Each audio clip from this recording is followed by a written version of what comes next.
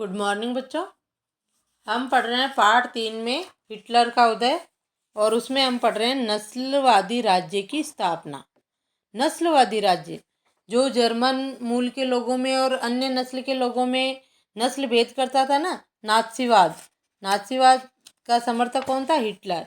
और हिटलर जो नस्लवादी साम्राज्य की उसने स्थापना की, यानी नस्ल का भेद करके उसने यहूदियों, पोलैंड के जो लोग थे उनको, रूसियों को जो उसके क्षेत्र में थे, उनमें से जो जर्मन मूल के लोग थे उनको उसने महत्व दिया, और बाकी को जो है मौत के घाट उतार दिया, उनके साथ अत्याचार किया, उनको जर्मनी से भगा दिया और एक नस्लवादी राज्य की स्थापना की। वो हिटलर का मानना था कि अगर एक ही नस्ल के लोग जिस देश में होते हैं वो जो है देश के प्रति अच्छे राष्ट्रभक्त होते हैं, देशभक्त होते हैं, इसलिए उसने ऐसा किया।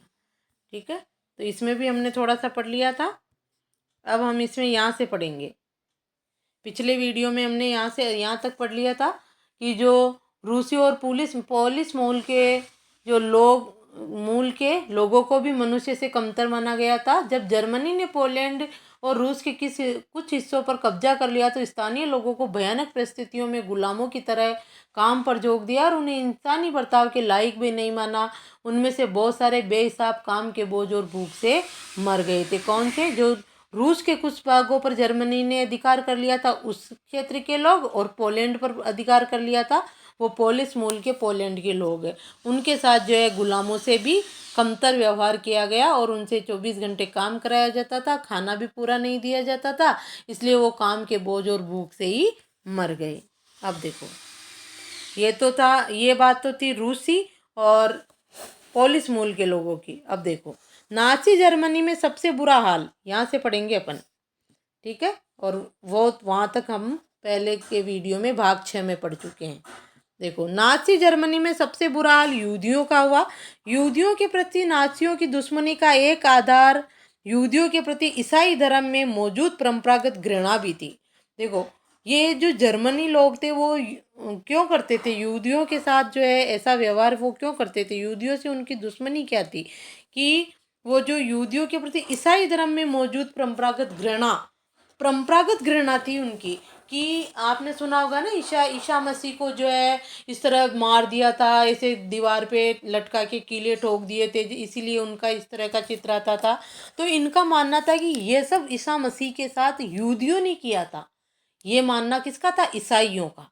तो ईसाइयों ने ये मान रखा था, इसलिए यहूदियों को वो अपना दुश्मन मानते थे, और इसीलिए जो है हिटलर ने और नाज़ीवादी लोगों ने यहूदियों के साथ बुरा व्यवहार किया।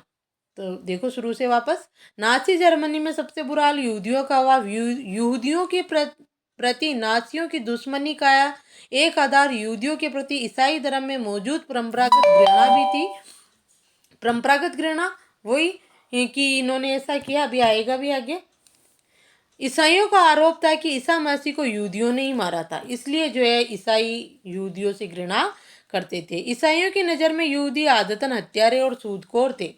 सूदखोर यानी व्यापारी वगैरह थे ना, उनमें तो लोगों को ब्याज ले लेके लूटते थे।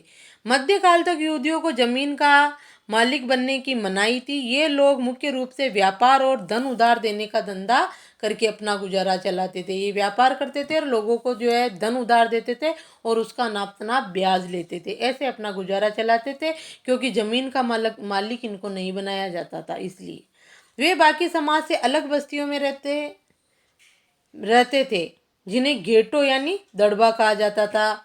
गेटो गेटो यानी दड़बा, जिनको जो है समाज से अलग रखा जाता है। ज़मीन का के मालिक वो नहीं थे, सिर्फ वो व्यापार करते थे और उनके पास जो पैसा था यहूदियों के पास, वो लोगों को उधार देकर उसका ब्याज लेते थे, ऐसे अपना गुजारा चलाते थे और समाज से अलग बस्तियों में रहते थे। उन बस्तियों को कहा जाता था गेटो।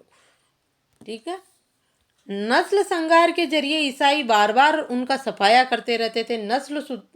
संहार के लिए वो यहूदियों को नष्ट कर देना चाहते थे कि इस यहूदी नस्ल का बच्चा तो जर्मनी में जन्म ही नहीं लेना चाहिए। उनका ये मानना था, यहूदियों की नस्ल को वो बिल्कुल नष्ट कर देना चाहते थे।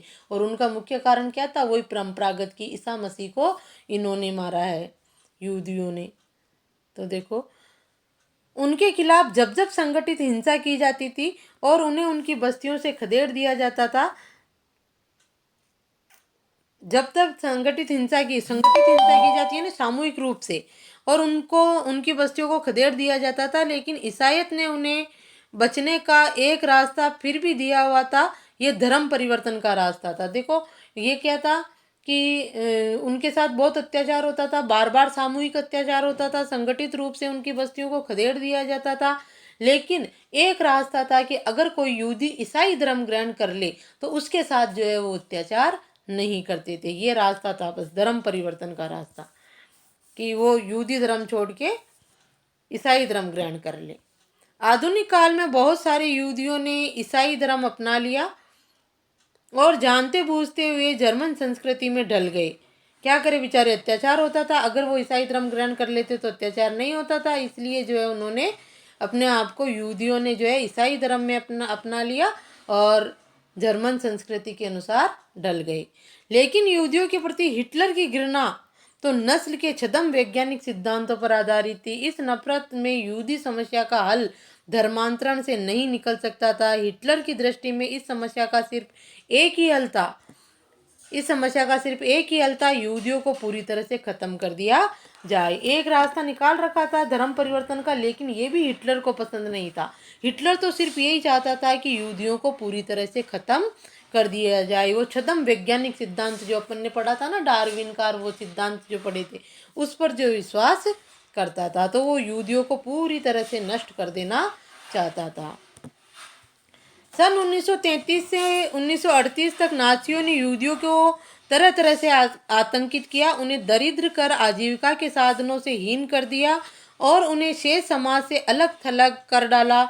यहूदी देश छोड़कर जाने लगे। 1939 से 1945 युद्ध हुआ था, दूसरा विश्व युद्ध। इस समय 45 के दूसरे दौर में यहूदियों को कुछ खास इलाकों में इकट्ठा करने और अंततः पोलैंड में बनाए गए गैस चैम्बरों में ले जाकर मार देने की रणनीति अपनाई। 1933 से 38 के बीच जो है यहूदियों के साथ खूब अत्याचार किए गए, और फिर 1939 से जो अपन आगे पढ़ेंगे मौत का सिलसिला, उसमें उसका ये पहला चरण है 1933 से 1938 तक का, जिसमें जो है उनको आतंकित किया गया, उनकी सारी आजीविका के साधन छीन लिए गए, उनको वहाँ से खदेड़ दिया गया, साधनहीन कर दिया गया, समाज से अलग थलग रखा गया, गंदी बस्तियाँ बस गई, उनके लिए कोई व्यवस्था नहीं थी, 2 समय का खाना भी उनके लिए नहीं था। तो यहूदी देश छोड़कर जाने लगे। देश छोड़कर जाने वाले यहूदियों में अल्बर्ट आइंस्टाइन का नाम सुना होगा आपने, जो इतना बड़ा वैज्ञानिक हुआ। ये वहाँ से छोड़कर अमेरिका चले गए और वहाँ जाकर उसने जो है अपनी बुद्धि का प्रयोग किया और एक महान वैज्ञानिक बन गया अल्बर्ट आइंस्टाइन। तो इस तरह से अगर जो है हम किसी भी समाज को बहिष्कृत करते हैं समाज से, तो समाज को जो है ऐसे हानि हो जाती है। जैसे अल्बर्ट आइंस्टाइन जर्मनी में होता तो जर्मनी का नाम रोशन करता। यहूदी देश छोड़कर जाने लगे। 1939 से 45 के दूसरे दौर में यहूदियों को कुछ खास इलाकों में इकट्ठा करने और अंततः पोलैंड में बनाए गए गैस चैम्बरों में ले जाकर मारने की रणनीति अपनाई गई। अब अंत में क्या किया गया, 1939 से 45, उधर तो दूसरा विश्व युद्ध हो रहा था, इस तरफ कौन ध्यान दे लोग। अब जर्मनी ने यानी कि नाज़ीवादियों ने ऐसी नीति अपनाई कि इन यहूदियों को इकट्ठा करके पोलैंड में बने हुए गैस चैम्बरों में मालगाड़ियों में भर भर कर कैद कर करके ले जाते थे, और उन गैस चैम्बरों में, जिनको यातना गृह कहते थे, उनमें छोड़कर एक एक हॉल में 100 500 लोग ठूस ठूस कर भर दिए जाते थे, और फिर उनमें जहरीली गैस छोड़ दी जाती थी, जिससे जो एकदम घुटने से इनकी मृत्यु हो जाती थी। युद्ध की इतनी बुरी यातना होती थी इनके साथ, इतना बुरी मौत दी जाती थी इनको, यहूदियों को जर्मनी में। ठीक है। अब नस्ली कल्पना लोक यूटोपिया, इसका आपके अगला वीडियो बना हुआ है, उसमें देखना आप इसको। ठीक है। अभी डाल रही हूँ मैं दोनों वीडियो, आज ही दोनों डालूंगी, तो इसके आगे भी देखोगे आप। ये नस्ली कल्पना लोक यानी यूटोपिया, इसमें जो है किस तरह से जो है उन लोगों के साथ, पोलैंड के लोगों के साथ, रूस के लोगों के साथ, यहूदियों के साथ जो है नाज़ीवादियों ने अत्याचार किए। और नस्ली कल्पना लोग, उनकी सोच थी कि हम जर्मनी को सर्वश्रेष्ठ जर्मन नस्ल का देश बना देंगे, तो उस पर कार्य किया। तो इसके बाद ही अगला वीडियो है बेटा, ये देखना आप।